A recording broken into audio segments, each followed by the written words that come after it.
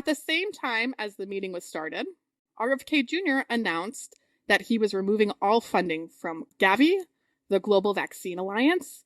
It's a global public-private partnership. It helps vaccinate children in the world's poorest countries.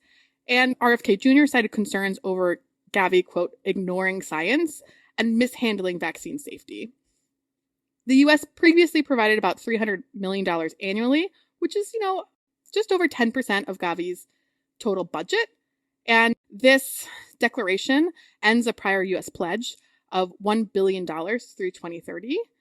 And he says he's stopping all funding until this organization, quote, re-earns public trust.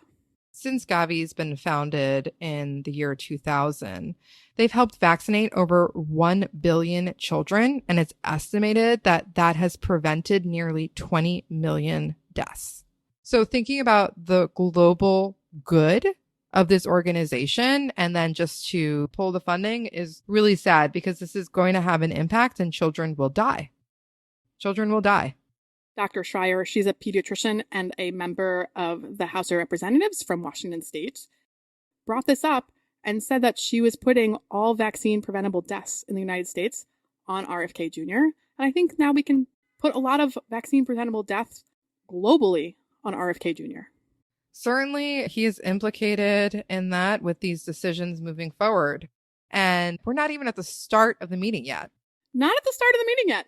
As the meeting's starting, there's some rumors that are coming out. There's some rumblings on the internet.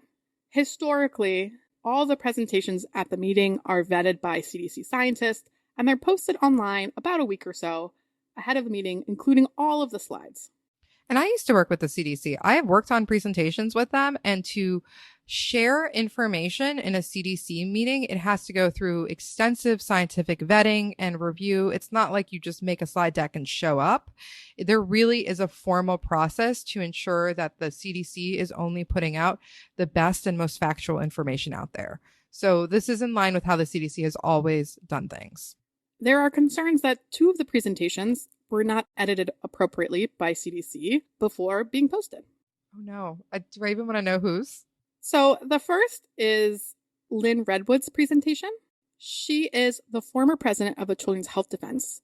That might ring a bell because the Children's Health Defense is the anti-vaccine advocacy group that RFK Jr. used to chair. The other presentation was from Dr. Martin Kulldorff. He is one of the new members of the ACIP, and he is the new ACIP chair.